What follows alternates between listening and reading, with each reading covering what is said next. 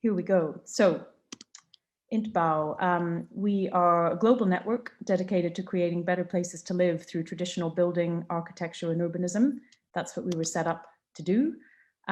We are based in the UK, in London, but we've got chapters in over 30 different countries around the world, 34 in total, and it's everything from Afghanistan to Bangladesh, Pakistan, Canada, Cyprus, Cuba, the Philippines, Australia, a big range of countries. We're a membership organization, so we've got over 6,000 members. We've got professional membership categories as well, and we've been going for about 20 years now. So INTBAU was really established because a lot of the more traditional ways of building and of creating places around the world are seen to be increasingly threatened by more modern methods, more modern materials, ways that now we're also starting to realize are much less good for the environment.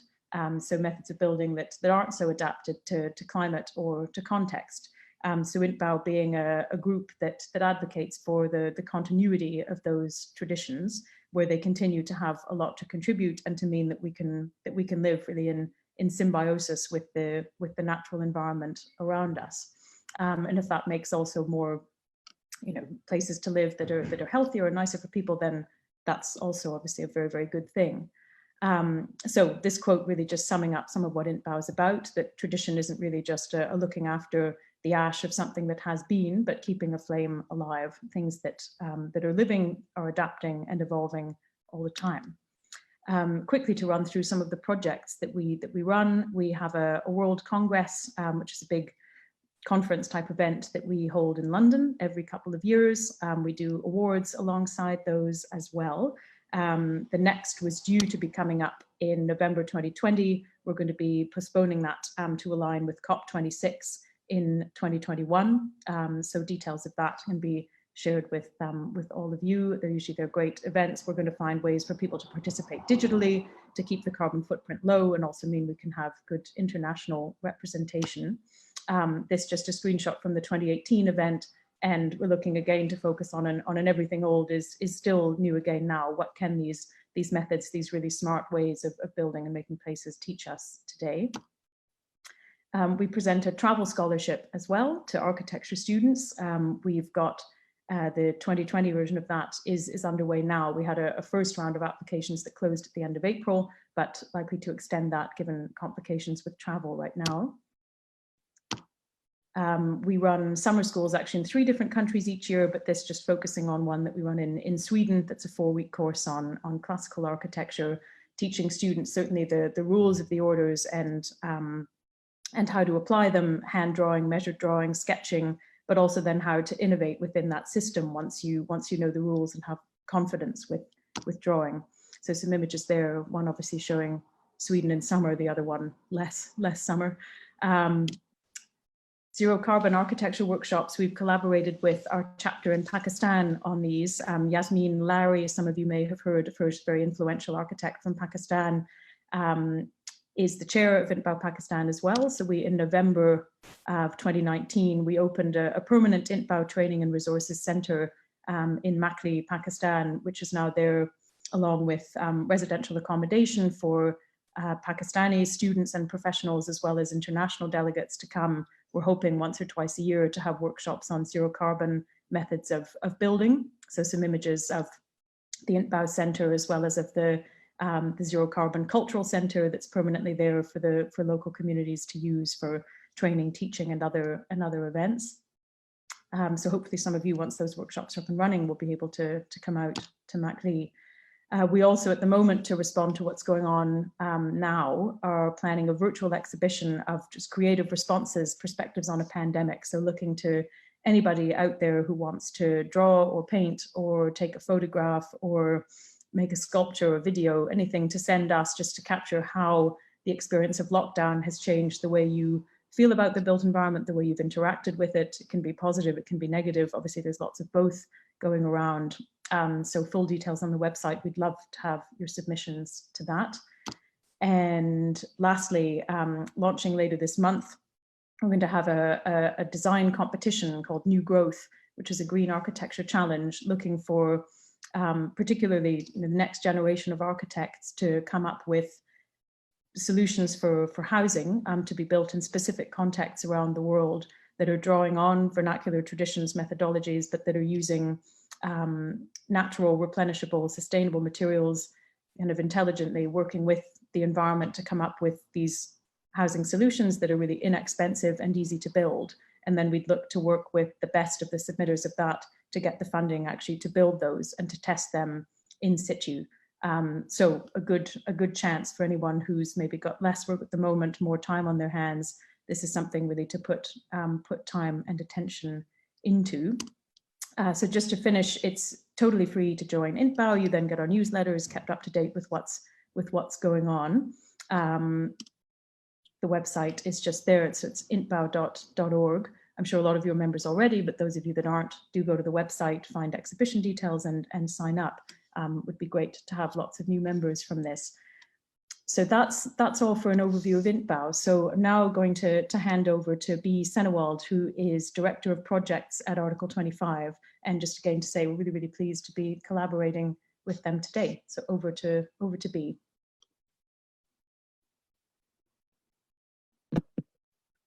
All right. I think I'm unmuted. I hope so. I'm still struggling a bit with the technology. I'm B. Senewald, and I'm the Director of Projects at Article 25, and I am myself an architect. And I'm going to share my screen.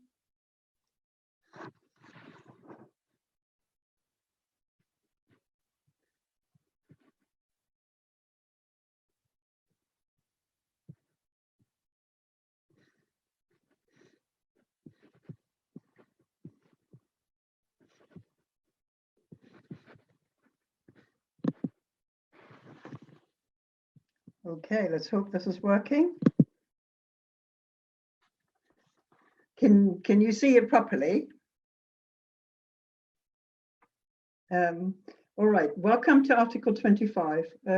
We take our name from the International Declaration of Universal Human Rights, which is part of the Charter of the... The screen's not shared. Do you want to just try that again? Oh dear, sorry. Sorry everyone.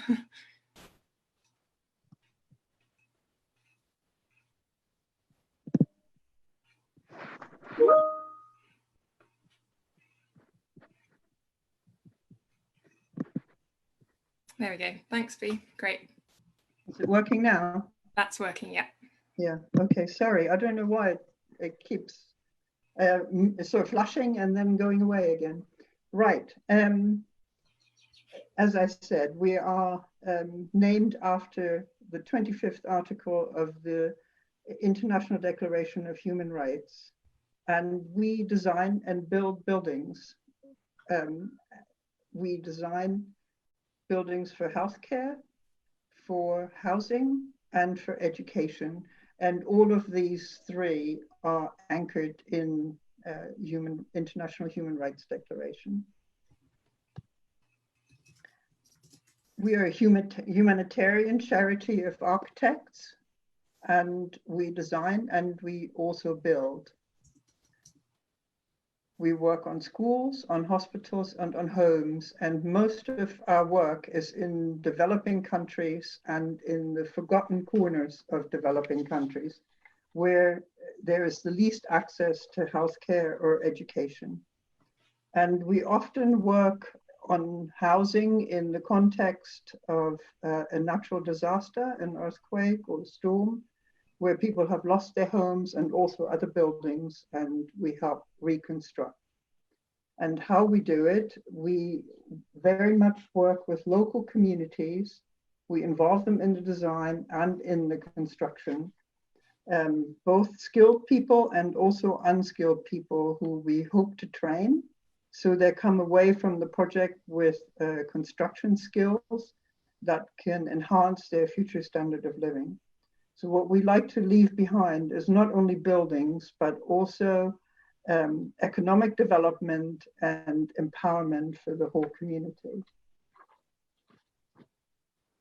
Our work is very much resonant with the Sustainable Development Goals. Good buildings and infrastructure are essential for human rights. You can't eliminate leprosy without a health clinic or provide education without schools. And at first glance, it looks like goal number 3, which is good health, and number 4 are our main sustainable development goals. But in fact, it's more than that. We also use solar energy to harness electricity on our sites. So that gets us to goal number 7. We always have clean water and sanitation. That's part of the project. So we contribute to number 6.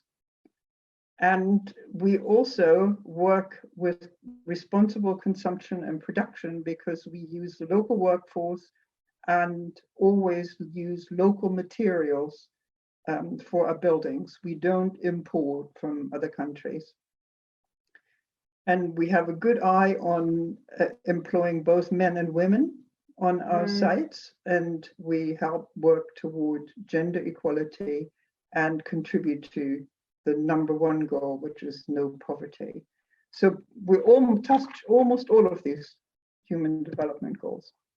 We've done about 95 projects at this point in 34 or 35 countries.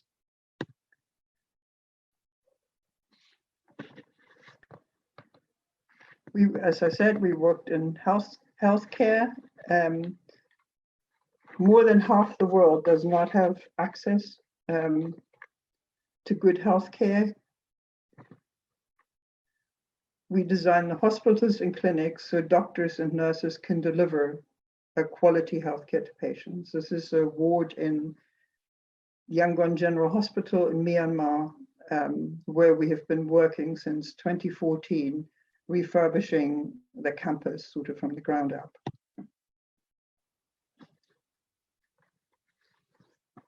Education is another very much lacking human right. 1 in 5 children worldwide are not in school, like these displaced children in Nigeria.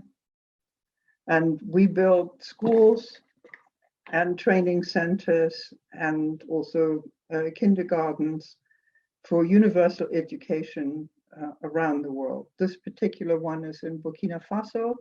It's a secondary school in a place where there were very, very few secondary school places for children.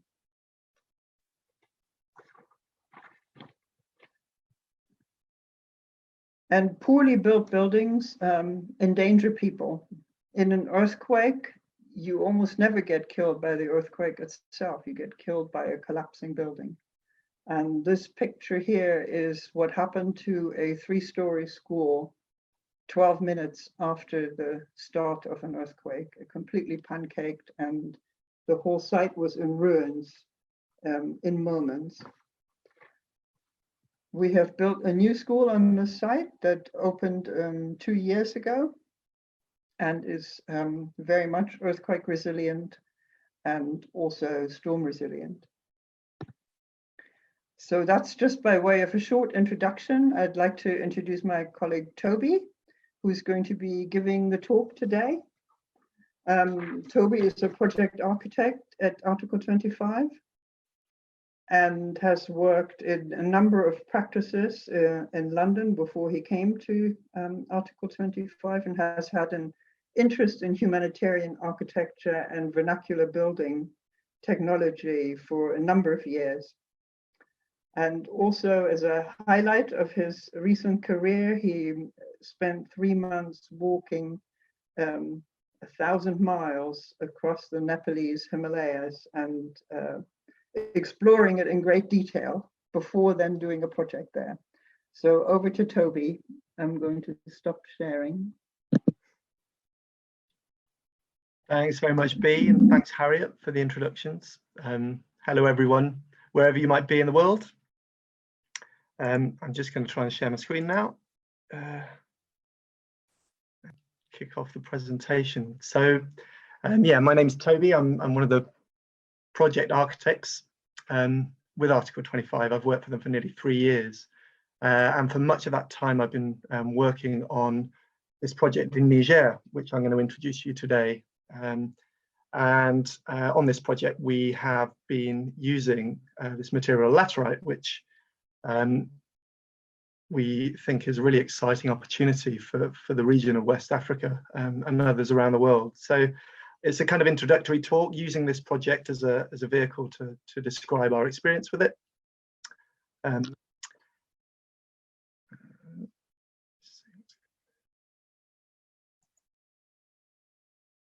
So the project in question is Collège Hampaté Bâ in Niger. It's a college which is already in existence, and it's in the capital Niamey. Now, for those of you unfamiliar with West African geography, here's a kind of introductory slide. So Niger is a landlocked country. It's kind of central West Africa. Much of it is desert. So the northern part is the real Sahara. The middle swathe of the country is what's known as the Sahel region, kind of where the Sahara Desert meets the more tropical climes of the kind of tropical band that runs through the center of Africa. Niamey itself is right down here in the southwestern corner of the country. It's on the river which gives the country its name, and is where our project's based.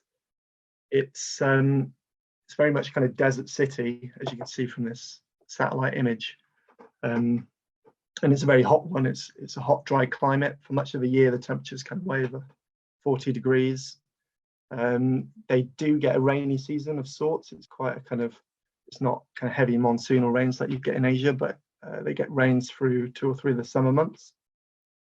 And that sustains a kind of agricultural land in and around the river, and supports a population that's grown to around 1.2 million people over the last kind of 100 years. It's a very new city. It wasn't really kind of urbanized until the late 19th century, start of the 20th century, and then became a French colonial town for a spell. But now it's a kind of rapidly expanding city, even though it's quite kind of low density and low rise, with this quite strange urban condition you can see on the photo on the bottom right, with large planned boulevards, buildings kind of single story, double story, and the kind of surrounding rurality kind of drifts into the city, as you can see by the cows there on the side of the road. So Niger is certainly a poor country and has real problems in terms of its education system. A recent UN Development Index ranked it bottom, so 187th out of 187 countries. People, if they do go to school at all when they're young, they tend not to be there for very long. I think the average is kind of 2 to 3 years in total. You can see from these facts that they have real kind of issues to address. The literacy rate is very low, and birth rate is over 7 children per woman in the country, which is the highest on the planet. So it's something which needs addressing rapidly and in a substantial manner if Nigerian people are going to get educated properly and the country is going to develop. So we're working at Collège Hampaté Bâ. This is a photo of some of the existing classrooms there. At present, it's just a secondary school, so that's kind of teenage kids.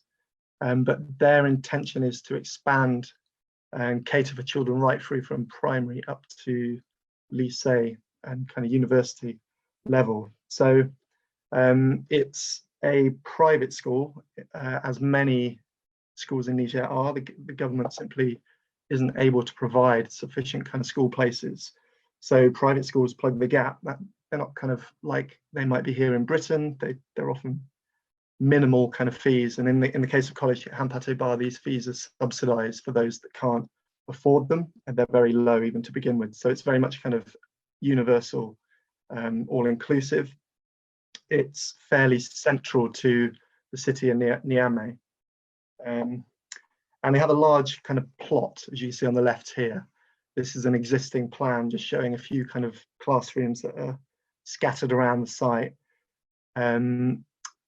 They have an administration building and a couple of latrine blocks, but beyond that, there are very few facilities in the school. So,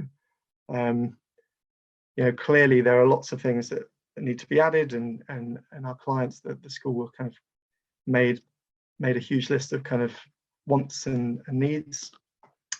So I'm going to kind of talk briefly about scope of the project and the design development, how we arrived at the project that I'm going to talk through.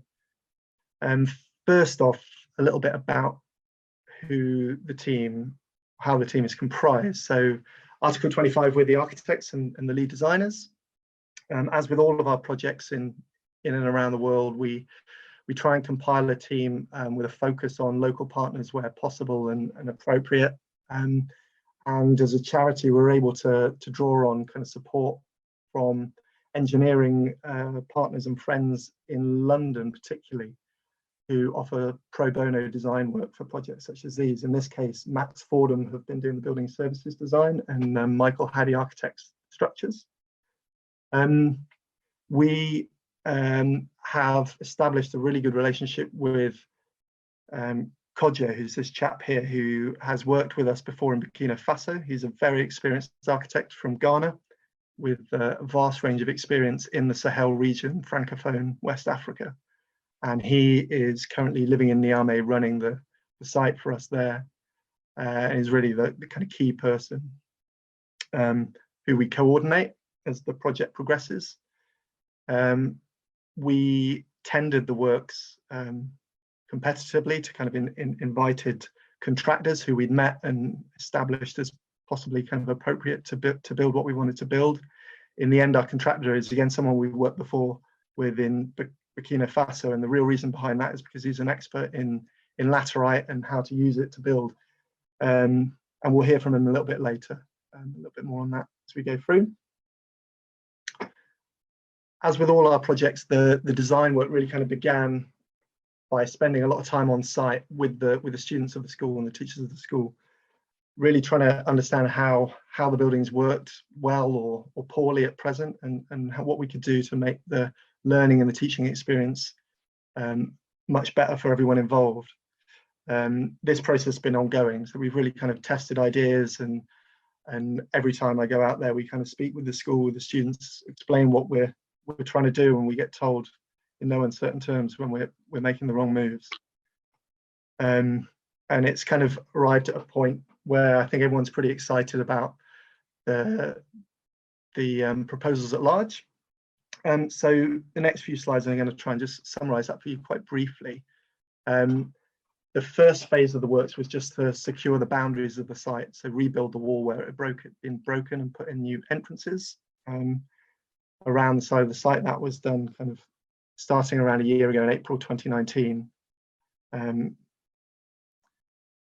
was begun on site in conjunction with the phase 2 works, where the main buildings for the enlarged college and lycée of the new school will be kind of built.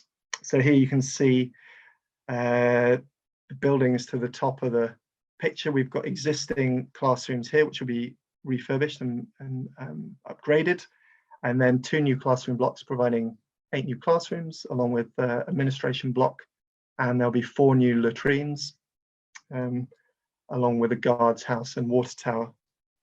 The water supply and electrics are all being kind of upgraded and capacity enlarged for the expanded school. Just to kind of follow on from that, that's now a year into construction, and up until kind of COVID slowed things down a little bit, it was nearing completion, but I'll show you some photos of where we're up to at the end of the presentation. We're also now in a position to tender the works for phase 3, which will be the final phase of the new college development. This will focus on the new primary school, which is down at the bottom side of the page, so 3 more classroom blocks here, and then shared facilities, all of which are going to be new to the school and really transformative to the kind of educative experience and what the school is going to be able to deliver. So there's going to be a new assembly hall along with a science lab and PC room, library, shaded dining space, along with a big kind of landscaping and tree planting program. So quite a significant jump from where they began by the time we're all finished. And we hope this is going to kind of, obviously this is caveated again because at the moment Niamey is under curfew and you can't get materials in and out very easily, so it's all a bit slow, but all being well, we hope to finish this sometime around autumn 2021. So going into a bit of the technical detailed side of the design, it's important to mention this guy is Francis Kere, who's a Burkinabe architect who trained in Germany, and for the last 20 years has been going back to his native Burkina Faso and building some really wonderful schools and institutions there, all based around a similar kind of climatic model of this double roof. You can see in section at the top. The principles behind this are really to intercept the sun's rays with a lightweight kind of flying roof, but also stops rain ingress, but to have a large ventilated gap between that and a lower heavyweight roof that provides some mass. This pulls air through, it really kind of stops any of that hot air reaching the classroom, so you can pull the temperature down significantly from the way that classrooms are often built, often just in kind of concrete boxes with metal roofs, and the difference is staggering. So this kind of has been an inspiration in our work in Niger and in Burkina Faso before that. This is a project that Article 25 finished around 2014, again using the Kere model of the double roof system. It was a series of classroom blocks for a school in a town called Gorcy in the north of the country. And it was this project which actually led to our work in Niger. So the clients, a couple of teachers from the school actually visited Gorcy and spent some time in the classrooms here, and were so impressed at the cool nature of the classrooms and how much of an improvement that offered that they got in touch with us and asked us to come and do the same for them in Niamey. So that was the kind of trigger point for the project. You can see here that this was our first experience using laterite. The red masonry here that forms the piers and all of the walls is a locally quarried laterite. And it was on this project that we really kind of used it for the first time, learned a lot about it, and became excited about its potential. And not least kind of made contact with Kodjo and also with the contractor who's got lots of experience in the material, and we're working with again, of course. So the design in the Niger school is very similar and very simple in principle. The classrooms are arranged like this in kind of blocks of 4, all have that double roof system. For our lower ceiling, we're using kind of masonry vaults that provide thermal mass in that lower ceiling roof. All of the classrooms obviously have cross ventilation. They have metal adjustable shutters, so you can moderate light and ventilation coming through the classrooms, as well as dust. At certain times of year, there are huge dust storms that kick up and hit Niamey, sweeping in off the desert.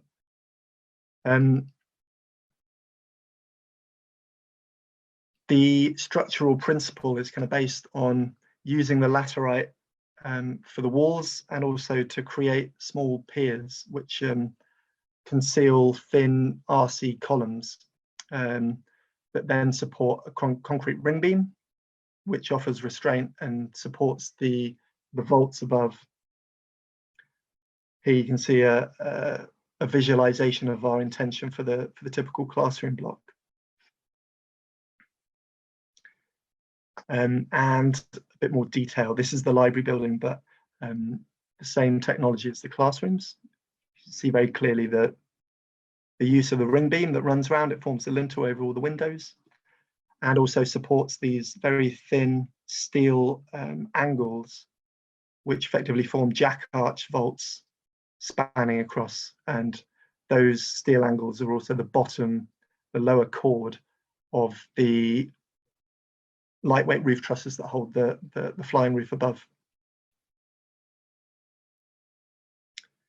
We didn't use this for all the buildings because the steelwork makes it a relatively expensive solution, or certainly provides a big chunk of the cost of these buildings. We did some climate modelling with the Max Fordham team early on, and when looking at some of the ancillary buildings, for example, the guards house, the administration block, the occupancy figures and the fact that people weren't in them all day, we felt we could go without the double roof system. So here you can see on the left is the administration building. It's just a single roof, which is in a thick laterite vault.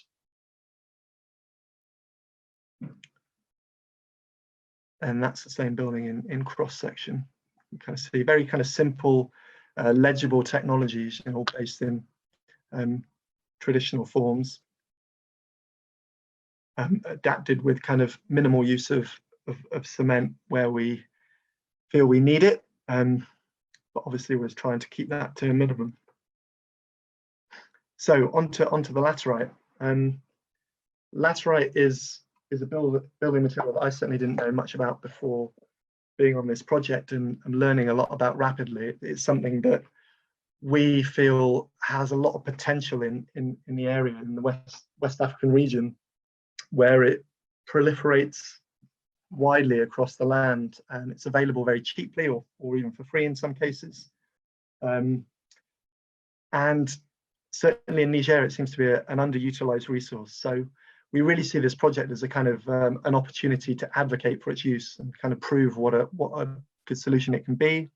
It has a vast number of plus points over the way that people often build. People will kind of resort to poorly made cement blocks, overuse RC or use it quite poorly in some instances.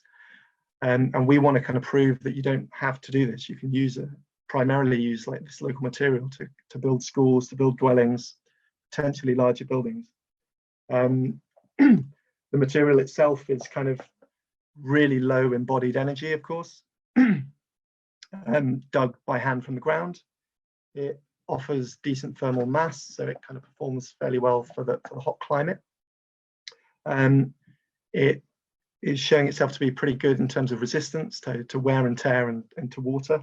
It's very easy to work with. The guys that we're kind of training up on site kind of pick it up within a couple of days. It's not a tricky material to use. And also we think it looks fantastic. You know, it really kind of tells the story of how it's formed and where it came from, and has this beautiful, rich red kind of timbre. So hopefully I can convince a few of you about that as well as we go through this. So a little bit of kind of pop science about pop geology, I should say, about what laterite actually is. It's a soil or rock that's found across many of the kind of tropical regions across the world. You can see the map here on the bottom left, the peachy colour, across Africa, much of South America, and certainly the subcontinent of Asia and some of the Far East. Laterite's found as very near the surface across much of that land. It forms over existing rock substrata that's subjected to intense weathering, and typically quite intense cycles of hot weather and heavy rainfall. Its properties vary quite a lot. Not all laterite is the same, that's certainly true. It takes on a lot of the properties of the substrata that it forms over, and actually kind of takes on many of the minerals. But what is fairly consistent is a high level of aluminium and iron oxides, and these tend to give a kind of these deep red and yellow and orange colors that you're seeing in some of these photos. Another thing common to laterites are that they are porous. They're kind of full of these cavities which, when they're underground, are filled with water. As soon as they're kind of dug out of the ground and exposed to the hot, dry air and sunshine, these cavities dry out, as you can kind of see here. And the laterite hardens quite quickly and quite significantly to a point where it can be used for building purposes. It's just a very simplistic comparison, but to make the point that it's a very green material. The embodied energy is basically zero if you're cutting it out of the ground by hand from somewhere very local. That's obviously compares really favorably to cement-based blocks or fired bricks, which require kind of really high temperatures and burning of fuels, which might be scarce. It's also favorable compared to compressed earth blocks if you're going to stabilize them, because of course they include cement. So in the right place and used well, it can be a really green material. It has a long history of building use, of use in building, I should say, particularly in Asia, where it's been known as a building material widely for well over 1,000 years. A couple of examples here. Many of the temples at Angkor Wat have laterite walls and foundations and steps right across swathes of southern parts of India and Goa in particular. There are these fairly impressive cathedrals and temples dating from 300, 400, 500 years ago or more.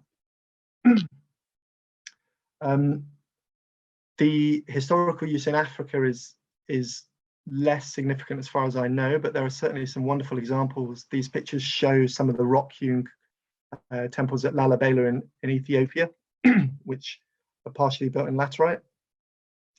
In West Africa, certainly I'm not aware of laterite as a building block being used quite so widely. It certainly is used across Ghana, Nigeria, Mali, Niger, as a kind of dwelling material, and has been for a long time.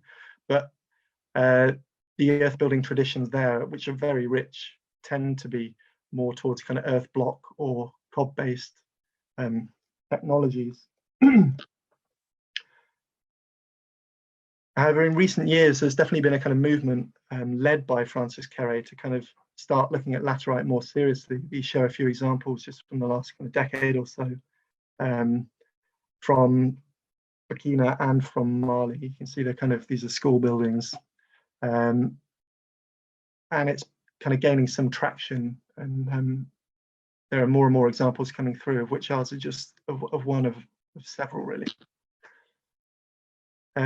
So onto our project and the laterite quarry. Now, these are some of the most important people in the project. On the right-hand side is Kodjo, our project architect on site. On the left is Soter, who's our contractor, and he's the guy who also built our school in Gorcy. He's been working with laterite for kind of over 30 odd years, and has a lot to say about it. I'm about to play a short clip of his view, which hopefully gives you a kind of insight from someone who's worked with the material and been exploring it for a lot longer than I have, that's for sure. The guy in the middle is Benjamin, and he's also from Burkina, and he was brought in to help find the right quarry nearby Niamey. And the story of how he did it's quite fun, actually. He after looking at several sites and kind of traveling quite widely around the region, eventually kind of settled on this plot due to kind of recognizing a pattern in the kind of way the land worked and the water ran across it, and particularly the vegetation that was growing in certain areas. And as soon as he saw this, he was kind of set on the ground and said, this is where we'll get it. And it turned out to be spot on. So all of the blocks now for our project are coming from this quarry. It's about 10 miles outside of Niamey. So I think the next slide is going to be a short video that hopefully is going to work with Soter, answering a few questions that I posed to him about laterite. Disons que la première fois que j'ai eu un contact avec ce matériau, je me suis dit, mais comment se fait-il que tout le Burkina n'adopte pas ce matériau? La latérite recouvre 80% du territoire du Burkina. Partout, il y a de la latérite. Et la deuxième réflexion, c'est que chaque fois qu'un Africain ou un Burkinabé construit une maison, quand il dépense 1000 francs, il y a 800 francs qui sortent à l'extérieur. Donc, on construit en s'appauvrissant. Alors qu'on peut prendre les matériaux ici et garder l'argent ici pour faire autre chose. Le changement climatique aujourd'hui est une réalité. Et le matériau, la latérite, est un matériau bioclimatique très intéressant en termes d'isolation thermique pour les majors. Aujourd'hui, en Afrique et même partout dans le monde, les défis majeurs sont les défis énergétique. Quand on construit des bureaux avec des matériaux en ciment, on est obligé de climatiser. Et le déficit énergétique en Afrique est dû à la climatisation parce que 80% de l'énergie qu'on produit va dans la climatisation et ce n'est pas juste. Pour introduire la latérite au Niger, ça ne se fera que par l'exemple. Hampaté Bâ va avoir un impact sur la mentalité, surtout des dirigeants. Et nous allons tout faire pour que ce soit des prescripteurs, les dirigeants qui viennent voir ce qu'on fait. C'est eux qui peuvent changer. J'ai dit la latérite est formidable parce qu'on ne jette rien. Quand j'aurai fini les morceaux de briques que j'aurai, je vais prendre et je vais construire une maison. J'ai acheté un petit terrain. Je vais faire une maison pour moi à Niamey. Rien qu'en latérite, pour que les gens voient. Voilà. Ça, ce serait pour nous aussi un moyen de prouver aux gens que c'est possible, mais surtout de prouver que c'est moins cher. As you can tell, he's one of the world's biggest advocates, and he's really kind of swept us along with him in a sense. You know, we've been reliant on him and his team to kind of learn a lot about this material as we've gone along, really, and have bought into it. You know. Anyway, here's a brief kind of photographic journey of how the laterite reaches the site. This is the quarry, and you can see the guys kind of cutting it out just using a simple pickaxe. At this point, it's relatively soft, and they kind of cut out these rough blocks. The rough blocks are then dried at the edge of the quarry, like left out in the sun for a month to begin the hardening process. And even by that time, they're kind of solidifying and becoming worthy of being put into the building. Then they're trucked the 10 miles or so into town, just on the back of the tractor. And the team of masons on site then shape them and kind of make them ready for being the kind of finishing material of the elevation. So here you can see this is the kind of most experienced mason we've had on the site. He's Nigerian. He'd used laterite a couple of times for his career, but it's really kind of taken on the guardian role and is teaching all the younger masons how to use it and setting them off. And here it is being kind of laid on one of the buildings there. So this has been going on for the last year. We're kind of approaching the end of phase 2, as I mentioned earlier. And to bring you up to speed, I'll just show you a few slides of where the buildings are at now. And this was a year ago when they were digging the foundations. For the phase 2 buildings, we've got kind of 9 buildings all going up at once across the site. And a team of around 40 working on it day by day. That's been reduced. Unfortunately, right now we've got about 10 on site due to the restrictions that COVID are placing on the works there.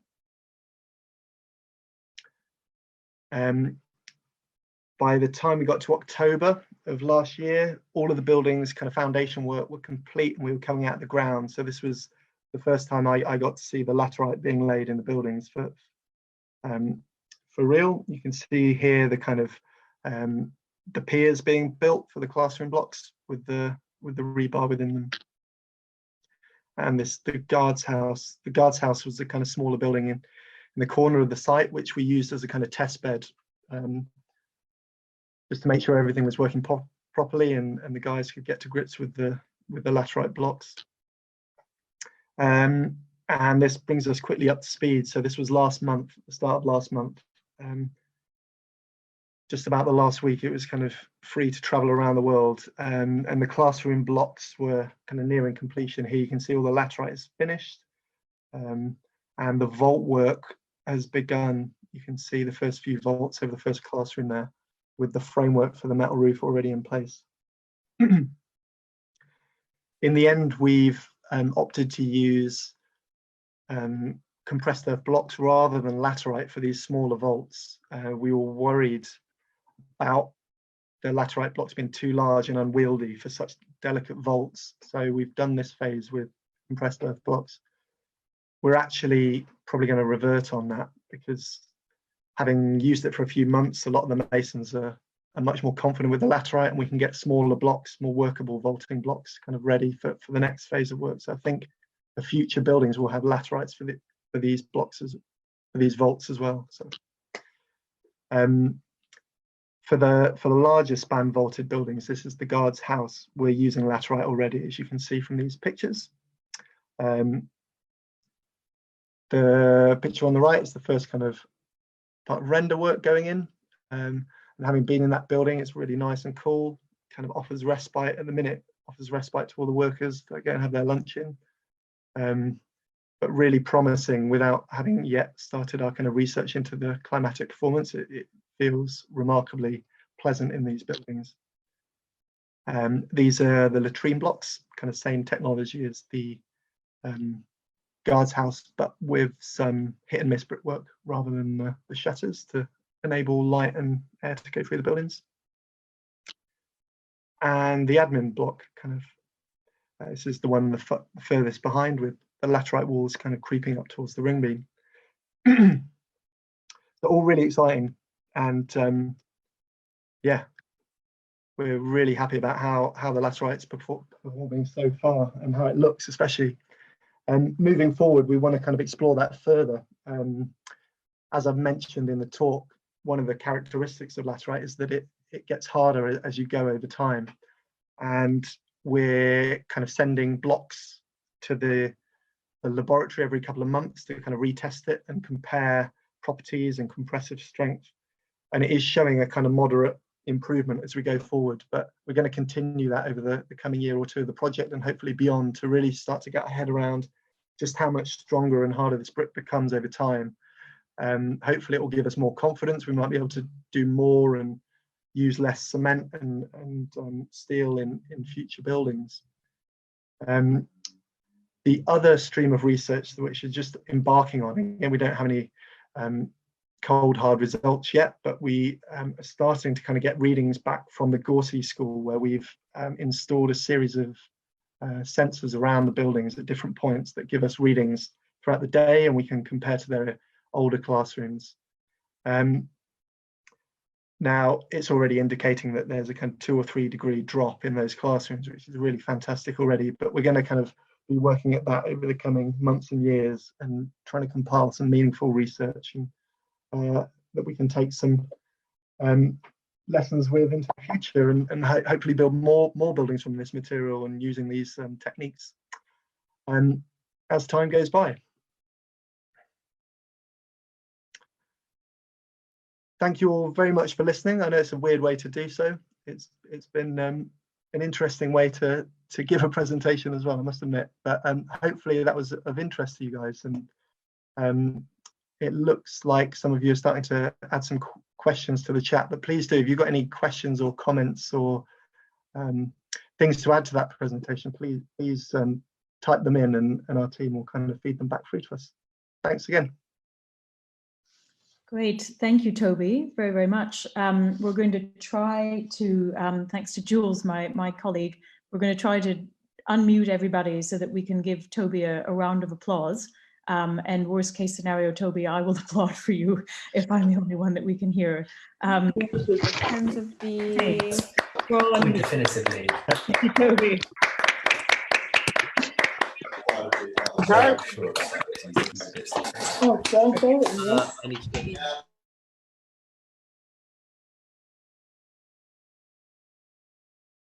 Right, okay, great. Thank you very, very much, Toby. Really interesting sort of insight into the material, but also the project. So I think we're going to get now your video on and B's video on, and also both of your microphones up and running so that we can get some questions posed across to you. Conscious also looking at the time, if anybody does obviously sign off as and when you need to, but we will do 3 or 4 questions because there are quite a few coming through on the chat. So we'll try to kind of condense, a lot of them are on a similar theme, so we'll try to get some of those across, and then maybe the ones we can't get to before we do wrap up. Toby, maybe we could post those on Facebook or something and get responses from you on those so that people in a bit more. For sure, yeah. Okay, great. Okay, well, let's get started with the first one. So Nikki McFarland asked a question that's an Article 25 related question, so which is, how are the construction costs funded by Article 25? And we maybe, is B unmuted? I'm here, yeah. I can give a shot at that answer. In most cases, the people we partner with, who can be other charities or community organizations or sometimes private individuals, do the fundraising for the capital costs of the project, for the actual construction cost. We assist, we do nice drawings, videos, as you could see, and sort of make a fundraising package for them. And very occasionally, we also help fundraise, but most of the time, it's our partners who actually come up with the money. It's still philanthropic money. It will be given by others, but it is usually through them rather than through us. Okay, great. Thanks, B. So another question actually that came from a few people, Toby was wondering what's used for the mortar, what's used to join the blocks of laterite, each to the other. It's actually a fairly conventional cement mortar with sand and lateritic soil. We've been using. The lateritic soil helps kind of give it a nice red tint, but yeah, there's nothing particularly remarkable about that. Yes, yeah, okay. And that maybe then feeds on to some other questions about the roof being in metal and the sort of double structure. That is there a reason it needs to be in metal, with that being maybe more expensive and less local? Would there be another way to do that? In principle, yes, there would. It doesn't need to be in metal. In fact, if you could have a natural material up there, I'd imagine it would be better, because metal actually transmits heat very well. So if you can imagine the heavy roof wasn't there underneath, it would be a brutally hot classroom. So it's more, the metal choice is more because of where we are. Timber is very scarce and would be a terrible choice. Yeah, You'd probably be either taking down very rare trees or importing it even further and using up. So steel was adjudged to be the most appropriate material for this, that would actually stand the test of time. If you had a domestic dwelling, then maybe something like thatch would be good, but for a school, in our experience, you really need to contemplate kind of longevity of the building when you're talking about green building or sustainability, and frankly, we want something that's going to be there in 10-20 years rather than something that needs maintaining every year, because that may well not happen. But yeah, in an ideal world, we wouldn't have any steel up there. We're also in a part of the world that is absolutely riddled with termites. In fact, our building has no timber at all. The windows are steel, the doors are steel, because there can't be timber. If there were, they would be eaten from the inside out, and within 5 years it will fall apart. Yeah, no, interesting to note. Another similar question that's come from a few people, I think, Toby, you touched on this, that part of it with laterite is that you need more, more experience testing it, using it as a material, just to gain confidence and to feel that you can wean yourself off of any amount of concrete that is being used. But is there an ambition or an intention to get to a point where laterite could be used without the reinforced concrete being added as an element? Would that ever be possible? Yeah, I'd certainly aspire to do it. I'm not, I mean, this is the first time I've used laterite, and we're kind of working on very limited information at this point in time. There are probably people listening to this from India who may know much more about laterite than I do, but it's safe to say that laterite is very variable, and you would have to kind of test it over quite a long period of time to get reliable data that most structural engineers would want before they would kind of take all the framing out of such a building. I mean, these school buildings rely on a kind of span of 7 or 8 meters as well. So you do have certain technological challenges, but I think in principle, there's no reason why it couldn't be done. yeah, it would just need a lot more time and research and testing, frankly. Yep. Yep. Looking back at some of those old precedents that you showed as well in your presentation, some of the examples from India as well, that, yeah, amazing use of the same material. Another question was asking just how do you know that the laterite you're quarrying is going to be of good enough quality to use as a building material? That's one that's come through Facebook Live, I think, that question. Somebody watching on there. Yeah, well, we were initially completely reliant on the contractor and his team, who are kind of skilled and familiar with locating sites in Burkina Faso. And as I kind of alluded to, they actually spent quite a while. We identified a quarry before they got on board, which we felt would be okay, but it turned out when they went there, they weren't happy with the laterite, and we got it tested in a lab for compressive strength, and it didn't really perform well enough for what we wanted to use. So it did take some time until they found this place, and well, even before we got it tested in a lab, they were very confident, and the lab kind of backed them up, and our structural team in London were happy with it. So that was the kind of process. Yeah. Good, interesting. Question about the quarries and the quarrying. So a few people asking just about the environmental impacts of the quarrying and whether that's been looked into, and then also what happens to the quarry scars in the landscape. Do those then sort of fill up with water in the wet season? Is there any impact sort of for using this material on a more widespread basis? It's a really good question, and not one I can give a particularly satisfactory answer to. And I'm aware of the contradiction of saying it would be great to have this material as something that we could propagate and use widely, but it would have to be done very carefully, because like taking anything out of the ground, as soon as you do too much of it, it's going to be damaging on ecological, environmental levels. And yeah, we would certainly take care. I would really like to kind of study and find out a little bit more about simply how much usable laterite there is, within, for example, a 50-mile radius of Niamey, to really get a sense of that. Having traveled out to this quarry, my sense is there's probably huge amounts. It's very, very open terrain with not much there apart from red rock and soil. But yeah, beyond kind of urging caution, if it did become popular in future, it's something that I've only ever kind of thought about a very initial point in time. Yeah, makes sense. And as you said, part of it is using the material more and then needing regulations and otherwise to catch up, maybe to allow for that to happen. Great, and it was really good having the video that you showed as well of your colleague out there and thoughts on it as a material and the potential impact it could have. So we'll do two more questions. So one is just what, from Kate Edmonds, what size and weight are the typical laterite blocks that you're using? You're going to catch me here. Off the top of my head, I don't know. What were they? They're quite large, 320 by 200, something like that, by 100. Let me just see. Sorry, I didn't do my homework, did I? The weight, I'm afraid I wouldn't be able to. I'd just be picking figures out of the air.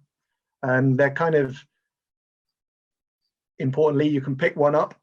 You wouldn't want to pick much more than one up at a time. They're pretty hefty things, but they don't have the kind of, they're certainly manageable still, even though they're larger than conventional fired bricks. Yeah. Yeah. And another question was asking, so mentioning that they're porous and obviously have water included, which then the cavities then dry out. Does it continue to perform well when it gets wet again, obviously during the next rainy season? Do those cavities sort of fill up again? What's the life cycle?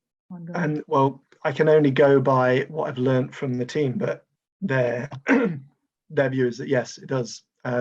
Already the kind of blocks that we put on the elevations have got a hard kind of sheen to them, which they didn't have when they came out of the ground. It was more friable and dusty. So we're pretty confident that they will perform well. One actual upshot of those kind of cavities is that occasionally the blocks will get small cavities exposed on the edge, and it's going to be really important to fill those, we think. So we're going to kind of make sure that's done so no water can actually sit inside the blocks and access it through these porous holes. But I would also say that, you know, like any earth material, it's a very sensible premise to give the building a good hat and good shoes, as we say. So kind of raise it up off the ground so you don't get standing water against it, and give it an overhang. I do that with any type of earth building, and I would do that with laterite in the same way. Yep. I guess we can say that the school we did in Burkina Faso is now 6 years old and does not show much wear and tear on the laterite at all. And it does have those big overhangs, so it doesn't get literally rained on the facades, although it does get wet here and there, but it doesn't stand in water and it's protected from direct rain. And I think you would always want to do that. The same thing with stabilized earth block. You don't want to really expose it to major rain showers, because it is earth, and it can it's friable to a point, and it can melt away. So a bit of care needs to be taken. Yeah, that ongoing care. Thanks both. Well, let's finish on a nice positive and a nice easy question, Toby. So one is, what was the best part of working on this project? It seems like a really rewarding one. And also then, by extension from that, from a few people, how can architects wanting to do this kind of really worthwhile work, how can they get involved in it? What are the routes in? Yeah, the first question is true. It's the most exciting project I've ever been involved in. It's just been really thrilling from the get-go, really. And I've been lucky enough, both the team at Article 25 who started the project and collaborated with me in the years, but the team on site has just been remarkable. And I've never worked on a project which has had such a positive relationship between the design team, the client, and the contractor. You know, obviously I've spoken quite a lot about the contractor, and just being able to kind of spend a lot of time with him and with Kodjo, and learning from them, but also kind of feeding into the design from my kind of very distant architectural education, in a way, has just been really, really rewarding. And I've learned a vast amount already, kind of with my time with them. And just been impressed as well at how much the contractor in particular cares. You know, it's not, he'll go the extra yard, he'll kind of do things that he wasn't getting paid for, all on this mission. You know, he wants to kind of prove that laterite is the best way to build in West Africa, and why on earth would we ever kind of think otherwise? So, you know, I've been kind of, that's been the highlight for me. It's been really a wonderful experience. And it'd be great to think that we can kind of work with them again. You know, this is the second project with them, and hopefully won't be the last. The second question, how can people get involved? Well, very directly, Article 25 works with a kind of a team of voluntary architects in London, also architects that go out to site in some occasions when the project is right. And we're always kind of open to people getting in touch with us and seeing how they could work for us. More widely and less focused on us, there are kind of many interesting organizations and architects around the world doing fantastic work with natural materials, and exploring ways to build that certainly on the INTBAU theme would kind of maybe take their nod from traditional materials, natural materials, and ways of building which are less harmful to the world that we're kind of all going to be facing in the coming years. So I can only recommend what worked for me, and that was just sending loads of emails and eventually getting lucky and ending up finding myself on a building site in kind of the Himalayas for a year, kind of learning about rammed earth and building in rammed earth and designing in rammed earth, and just kind of, you know, obviously I'm aware it's quite a privilege to be able to do that, but if you are able to do it and you can find the right opportunity and hopefully not pay for it, but kind of just stay floating, working for an NGO or an interesting organization, that's a wonderful way in, because once you've done that, you can kind of find a way to do it yourself or make yourself valuable to an organization that needs that kind of input. That's hopefully that's some use to someone. That's good advice. No, really good advice. And I think to anybody that is watching this, there's huge appetite out there to feel that as architects, young architects, established architects, that you're doing work of worth and of real value that's contributing, you know, to the real need out there just for good, resilient, dignified buildings for people. So yeah, do, you know, make sure everybody that you're following Article 25 on social media, that you're following INTBAU, sign up, get the newsletters, find what initiatives we're doing so that you can take part in them. Things like the New Growth Green Architecture Challenge that INTBAU is going to run, get your submissions into that. It could be a chance to get something built. I think that's probably, we should wrap it up there, but other questions. Hopefully we've more or less got to themes. There are lots of good compliments, Toby, coming in the chat feed as well. People thanking you for a really good talk. So we've all really enjoyed it. I think we maybe have a video on Article 25 and your work that we might show just to finish things off, if anybody wants to stay in the meeting to watch that. But otherwise, really thank you very much to Bea, to Toby, to Article 25. It's been great for INTBAU to team up with you to give this event, and to everybody who's tuned in. So hopefully we can do more of these in the coming weeks and months. Great. Great. Thanks everyone. Okay. Thank you.